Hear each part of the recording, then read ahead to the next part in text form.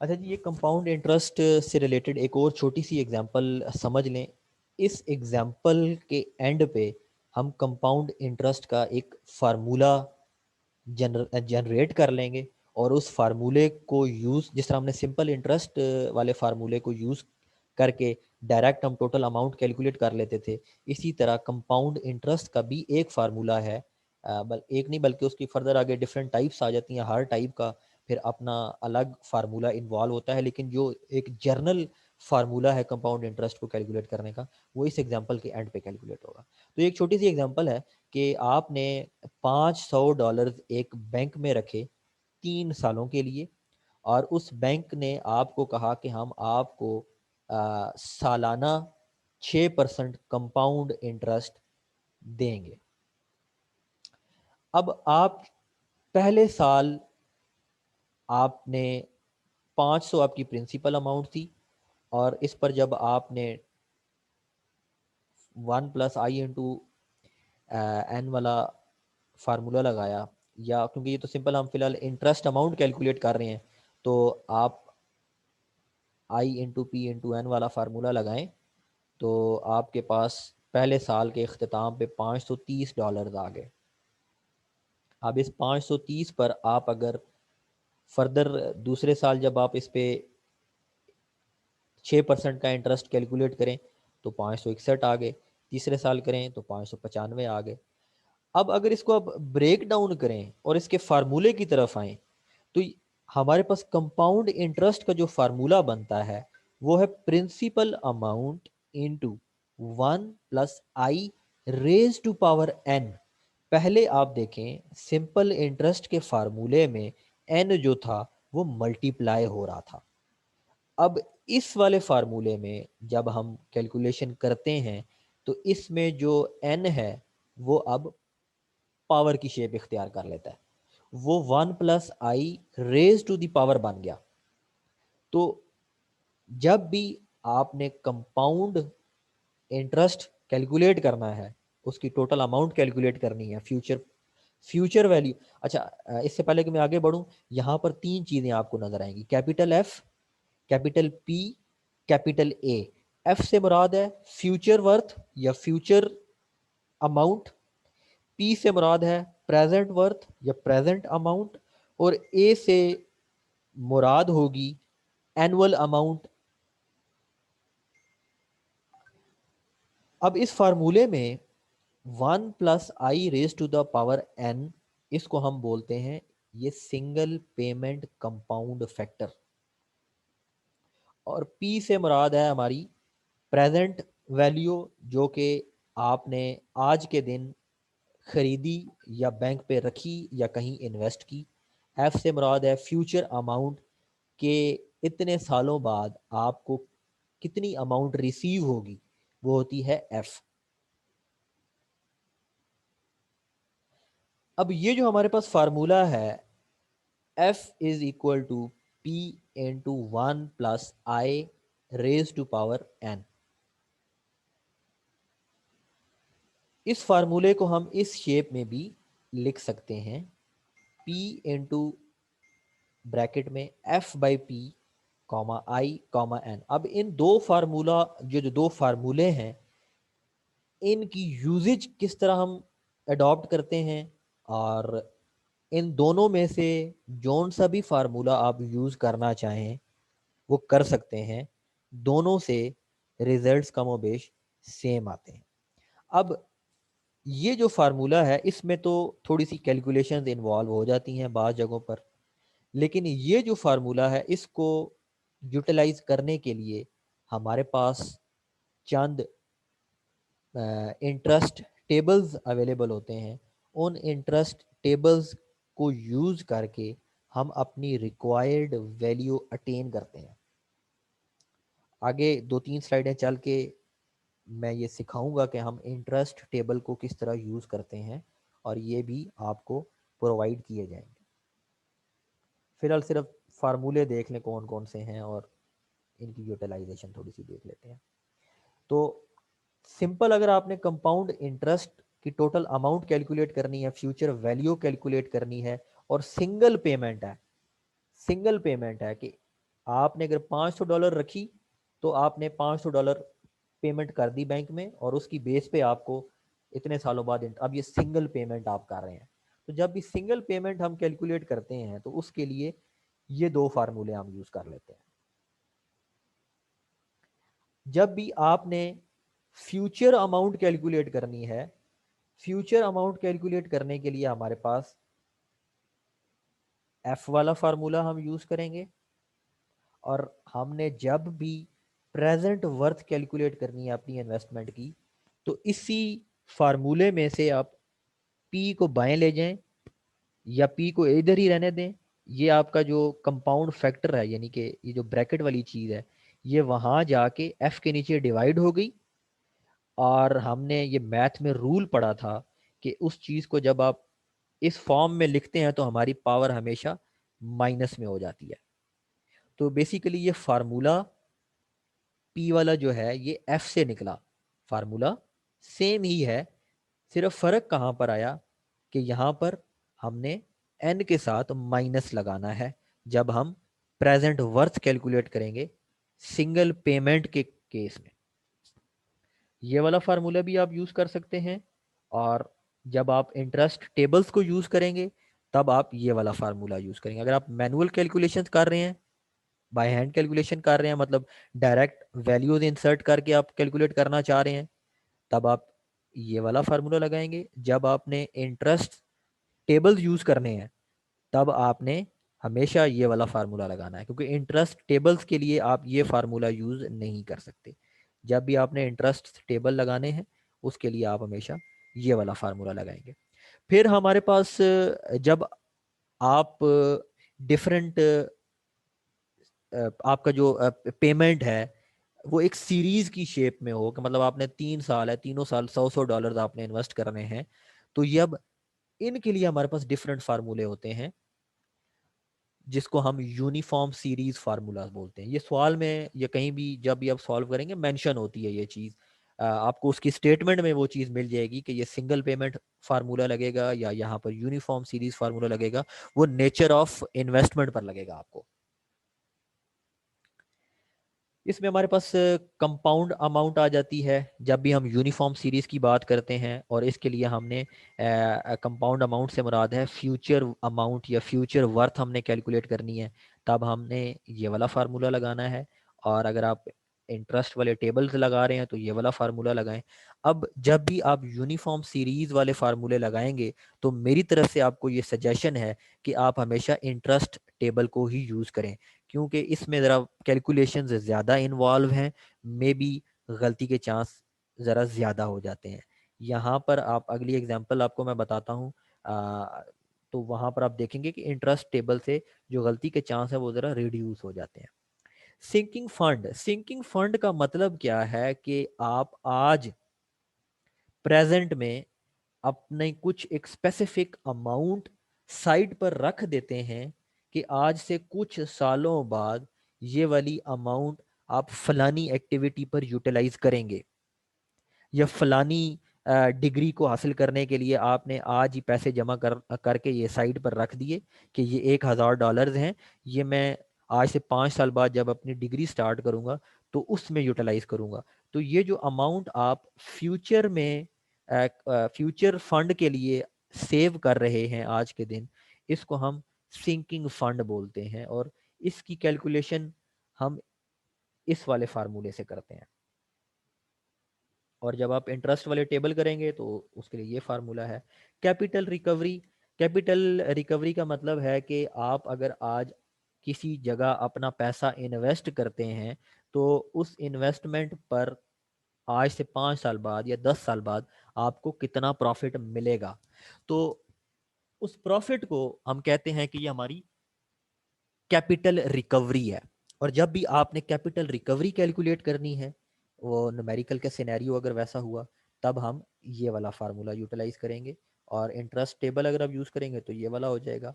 और अगर आपने प्रेजेंट वर्थ कैलकुलेट करनी है किसी भी इन्वेस्टमेंट की, कि अगर आप इसको इन्वेस्ट करते हैं तो उसकी प्रेजेंट वर्थ क्या होगी, उसके लिए ये लंबा सा फार्मूला है। लेकिन अगेन मैंने आपको सजेस्ट किया है तो गो फॉर इंटरेस्ट टेबल्स उसके थ्रू आप करें। फिर जी अरबाज मैं आपका क्वेश्चन लेता हूँ, बस मुझे थोड़ा सा 3-4 मिनट और दे दें। फिर आपसे बाज़ औक़ात पूछा जाता है कि नेट प्रेजेंट वर्थ आप कैलकुलेट करें, NPW, net present worth calculate. हमारा इस लेक्चर का सेकंड पार्ट है, वो अगले वीक हम अगली क्लास में देखेंगे, लेकिन उसका फार्मूला हमारे पास होता है present worth of benefits, PW से मुराद है present worth, minus present worth of cost. अच्छा, अब ये जितनी भी मैंने पीछे आपको चीज़ें बताई हैं, ये 3-4 एग्जांपल्स हैं, एक एक करके मैं डिस्कस करूंगा ताकि जो फार्मूले पीछे यूज़ हुए हैं उनकी प्रैक्टिकल इम्प्लीमेंटेशन का आपको भी पता लग जाए। सबसे पहले हमने जी ये प्रेजेंट वैल्यू से रिलेटेड एक फार्मूला है, हमने प्रेजेंट वैल्यू कैलकुलेट करनी है। P यानी कि कैपिटल P फाइंड करना है हमने। If you want to have $800 in savings at the end of 4 years and 5% interest is paid annually, how much do you need to put into the savings account today? कि अगर आप 4 साल के इख्तिताम पर $800 अपने सेविंग अकाउंट में रखना चाहते हैं, कि आप चाहते हैं कि 4 साल जब ख़त्म हो तो आपके सेविंग अकाउंट में $800 हों, और उन $800 तक पहुंचने के लिए आपको सालाना 5% इंटरेस्ट आपको पे किया, आप आपकी जो प्रिंसिपल अमाउंट है उस पर पे किया जाए, तो आज के दिन आपको अपने सेविंग अकाउंट में कितना पैसा रखना पड़ेगा कि आज से 4 साल के बाद 5% इंटरेस्ट पर वो $800 तक पहुंच जाए। तो पी, कैपिटल पी की वैल्यू हमने निकालनी है, और फार्मूला हमने लगाया ये वाला, यहाँ पर ये फार्मूला आप लगाएंगे। इसमें आपके पास वैल्यूज एफ फ्यूचर अमाउंट है, वो है $800। फिर आपके पास 1 कांस्टेंट रहेगा। आई आई की वैल्यू आपके पास है यहाँ पर 5%, तो ये आपके पास हो जाएगी 1.05। इसकी जब आप एन देखें, एन का मतलब है नंबर ऑफ पीरियड्स, तो यहाँ पर 4 है, तो -4 हो जाएगा। इसको जब आप सॉल्व करेंगे तो आपके पास ये आंसर आ जाएगा। तो इसका मतलब है आज के दिन आपको अपने अकाउंट में इतने डॉलर ऐड करने हैं, तो तब 5% इंटरेस्ट की बेस पे जाकर 4 सालों के बाद वो $800 तक पहुंचेगी बात। अब हम देखते हैं फ्यूचर वैल्यू को। पहले हमने capital P present value calculate की थी, अब हम देखते हैं फ्यूचर वैल्यू क्या होगी, कि आज जो इन्वेस्ट करते हैं फ्यूचर में उसकी कितनी वैल्यू होगी। एक कंपनी है जी, वो 100,000 US डॉलर्स जो हैं वो दे देती है, लोन कर देती है। लोन है जी 3 सालों का, और 10% उस पर कंपाउंड इंटरेस्ट लगता है। तो वो जो जिसने वो लोन बारो किया उसको 3 सालों के बाद कितना पैसा वापस करना पड़ेगा। अब हमने फ्यूचर वर्थ निकालनी है, यानी कि आज अगर आप देते हैं डॉलर एक 100,000 10% के रेट पर किसी बंदे को, तो वो बंदा आपको 3 सालों के इख्तिताम पर कितने पैसे वापस करेगा। तो इसके लिए फार्मूला कौन सा लगेगा, ये फ्यूचर वाला, ये वाला। इसमें तमाम वैल्यूज हमें गिवन है। पी की वैल्यू गिवन है $100,000, एन गिवन है 3, आई गिवन है 10% जो कि 0.1 हो जाएगा। और यहाँ पर जब आप इन वैल्यूज को इंसर्ट करेंगे फार्मूले में, तो आपके पास फ्यूचर वैल्यू आती है $1,33,100 के, जिसने इस बंदे से लोन, जिस बंदे ने भी ये लोन लिया था, उसको अब 3 सालों के बाद इतनी अमाउंट वापस करनी पड़ेगी। तो ये है हमारा कंपाउंड इंटरेस्ट। अच्छा, 2 टाइप ऑफ एग्जांपल्स हो गई, अब तीसरी टाइप ऑफ एग्जांपल आती है कि हमारा कंपाउंड इंटरेस्ट हमने पैसे पहले देखा कि वो ईयरली बेसिस पर लग रहा है। बाज़ जगहों पर या बाज़ बैंक्स पर अगर आप जाएंगे तो वो अपना इंटरेस्ट जो है वो क्वार्टरली बेस पर आप पर लगा रहे होते हैं, क्योंकि आम बंदा होता है उसको पता नहीं होता चीज़ों का, क्वार्टरली और ईयरली का। ईयरली का मतलब है कि वंस इन अ ईयर, और क्वार्टरली का मतलब है कि एक साल में 4 दफा आपको वो इंटरेस्ट आप पर लगेगा। इसकी एग्जांपल हम देख लेते हैं कि you put $500 in a bank for 3 years at 6% compound interest per year. Interest is compounded quarterly. तो आपने फ्यूचर वैल्यू बतानी है, एफ की वैल्यू कैलकुलेट करनी है। उसके लिए फार्मूला तो ये हमें अवेलेबल है, लेकिन यहां पर एन मुझे दिया गया है 3 साल, मुझे इंटरेस्ट कहा गया है कि क्वार्टरली बेस पे लगेगा। तो मैंने सबसे पहले ये जो परसेंटेज है इसको मैंने क्वार्टरली बेस पे कन्वर्ट कर लेना है। तो आई की वैल्यू मेरे पास क्या हो जाएगी, 0.06 डिवाइडेड बाय 4। तो मेरे पास आंसर आया 0.015 कि इतना इंटरेस्ट जो है हर 3 महीने लगेगा। तो हमारे पास 1 साल में 4 पीरियड्स हुए और 3 सालों में टोटल 12 पीरियड्स हो गए। यानी कि अगर 1 साल में 4 पीरियड्स हैं तो 3 सालों में क्या हुए, 4 × 3 = 12 पीरियड्स। तो इन 12 पीरियड्स पर आपको अब 1.5% का इंटरेस्ट पड़ेगा। अब आपने अपने आई की वैल्यू कैलकुलेट कर ली, आपने एन की वैल्यू आपने निकाल ली in terms of quarterly compounding. अब इन चीजों को आप इस फार्मूले में इंसर्ट कर सकते हैं। पी की वैल्यू हमें गिवन है $500। आई की वैल्यू, अब क्योंकि ये क्वार्टरली बेस पे कंपाउंड इंटरेस्ट लग रहा था तो मैं यहाँ 6% नहीं डालूंगा बल्कि 1.5% यहाँ पर ऐड करूंगा, जो कि मेरे पास था 0.015। इसको जब मैं 1 में ऐड करूंगा तो ये मेरे पास बनता है 1.015। और पावर एन की जगह मैं अब 3 इयर्स नहीं डालूंगा बल्कि अब मुझे 12 पीरियड्स डालने पड़ेंगे, क्योंकि यहाँ पर इंटरेस्ट रेट जो है वो कंपाउंड हो रहा है क्वार्टरली बेसिस पर, पीरियड्स की बेस पर। तो यहाँ पर एन की पावर आ जाएगी 12 ना कि 3। इसको जब मैं सॉल्व करूंगा तो मेरे पास ये आंसर आ जाएगा। अब मैं अगली एग्जांपल में आपको इंटरेस्ट टेबल यूज करना सिखाऊंगा। ये एक सिनेरियो है हमारे पास, इसमें 3 सालों पर जब आप तीसरा साल पूरे मतलब इन 3 इयर्स आपको $400 का उधार भरना है, पहली चीज। फिर इन इसके बाद मजीद 2 साल बाद आपको अपने उधार की दूसरी किस्त भरनी है जो कि $600 थी, तो वो आपने 5th ईयर पे मेंशन कर ली।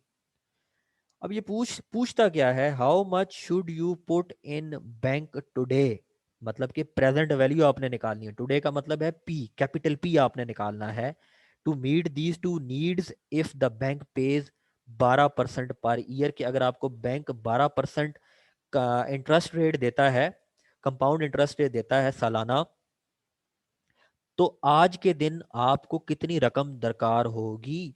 तो प्रेजेंट के लिए फार्मूला मैंने क्या बताया था, पीछे मैं चलता हूं, ये हमने फार्मूला देखा था, ये सेम वही फार्मूला मैंने यहां पर ऐड किया हुआ है। अब यहां पर आई की जगह मैंने मेंशन किया 12% क्योंकि वो मुझे गिवन है, और एन की जगह मैंने मेंशन किया 3 जो कि मुझे ऑलरेडी गिवन है। और यहां पर मेरे पास फार्मूले का हिस्सा है P/F। अब इसकी जो ब्रैकेट के अंदर चीज है इसकी मैंने वैल्यू कैलकुलेट करनी है। इसके लिए मैं आपको इंटरेस्ट टेबल की जानिब लेकर जाऊंगा। ये आप लोगों को स्क्रीन नजर आ रही है, मुझे कंफर्म कर दें। जी सर, आ यस रही है। सर। अब ये हमारे पास कंपाउंड इंटरेस्ट टेबल्स हैं। वहां पर मेरे पास इंटरेस्ट था 12%, एन की वैल्यू थी 3। सबसे पहले मैंने स्टेप 1 मैंने ढूंढना है 12% वाला टेबल। यहां पर आप ये देखें, ये मेरे पास जो टेबल है ये 1/4% के लिए है। ये टॉप राइट कॉर्नर पर आपको नजर आ रहा होगा, मैंने हाईलाइट भी कर दिया है। ये टेबल इंटरेस्ट 1/4% के लिए है। आप नीचे जाएंगे, ये 1/2% के लिए है। आप थोड़ा सा नीचे जाएंगे, इस तरह मूव करते जाएं करते जाएं करते जाएं, आपने जो 12% वाला इंटरेस्ट टेबल है वहां पर आ जाएं।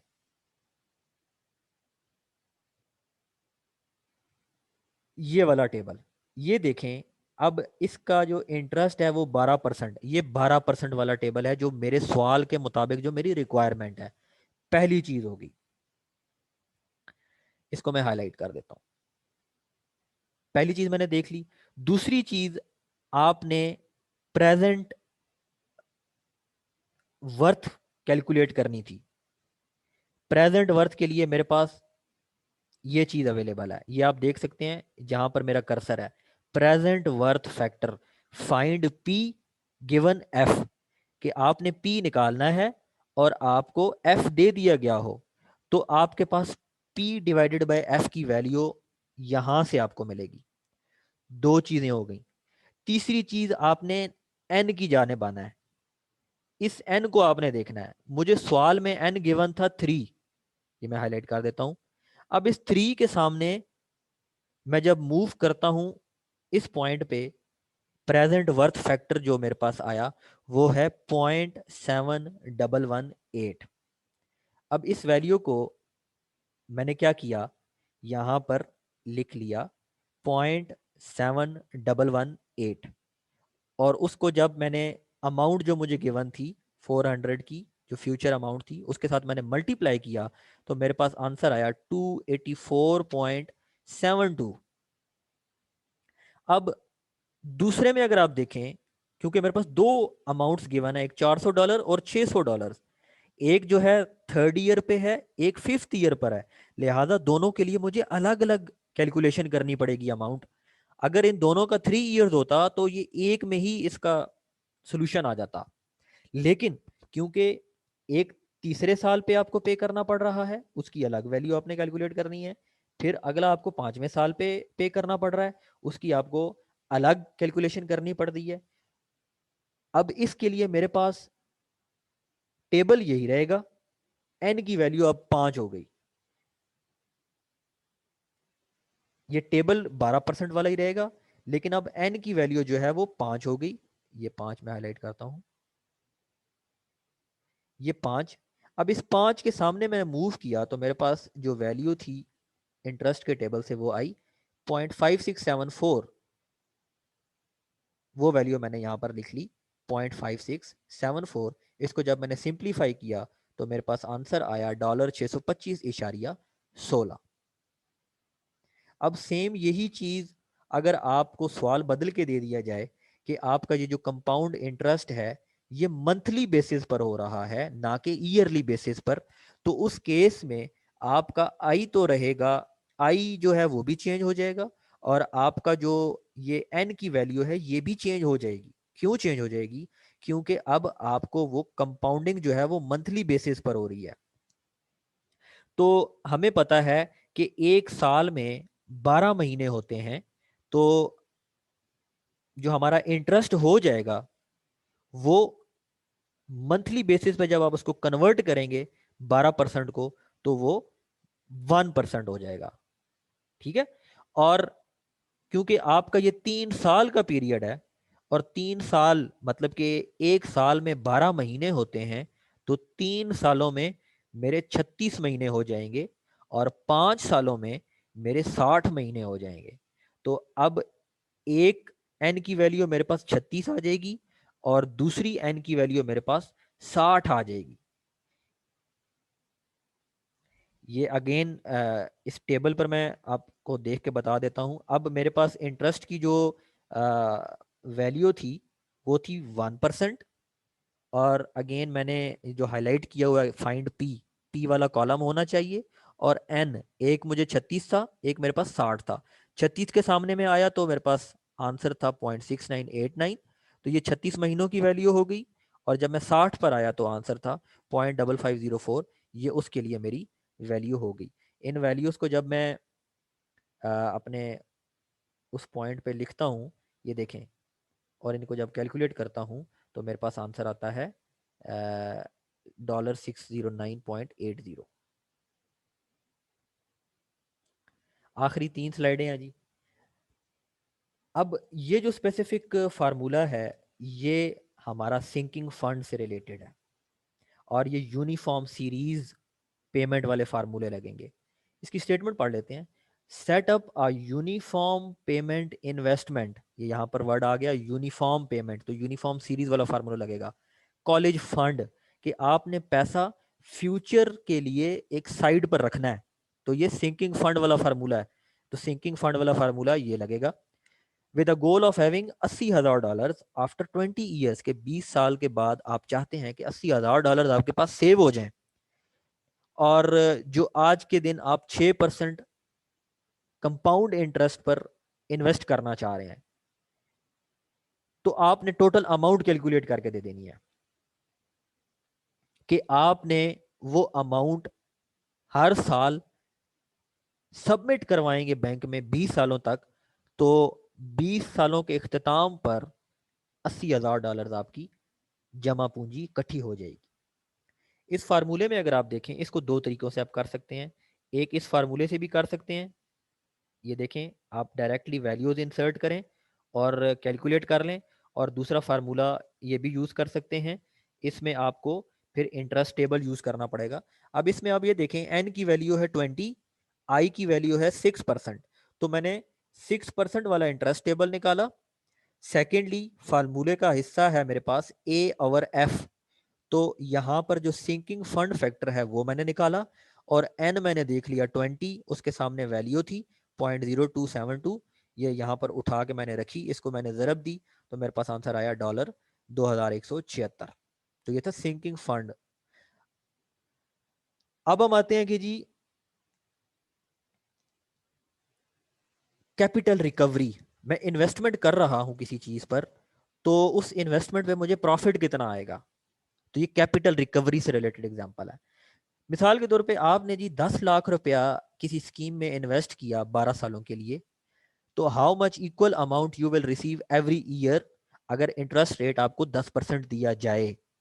आपने 10 लाख की इन्वेस्टमेंट की 12 सालों के लिए, इंटरेस्ट आपको पड़ा 10% मिलेगा, तो हर साल आपको कितनी अमाउंट मिलेगी। कैपिटल रिकवरी का फार्मूला आप मैनुअली भी डायरेक्ट वैल्यू से भी इंसर्ट कर सकते हैं, और आप जो हमारे पास टेबल है वो भी यूज़ कर सकते हैं।